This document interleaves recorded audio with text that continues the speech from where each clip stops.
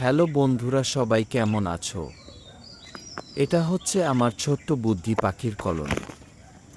এখন মোটামুটি বর্ষা পাখির ব্রিডিং সিজন এসে গেছে, তাই জন্য সব ভাড় লাগিয়ে দিয়েছে। আপনারও যাদের বর্দি পাখির কলোনি বা কেজ আছে, তারাও এই টাইমে ভাড় লাগিয়ে দিতে পারেন। অবশ্যই ভাড় লাগানোর আগে ধুয়ে জীবাণুমুক্ত করে রোদে শুকিয়ে তারপরে লাগাবেন। Thank you. ভিডিওটা ভালো লাগলে সবাই সাবস্ক্রাইব করে দেবে আর একটা লাইক করে দেবেন।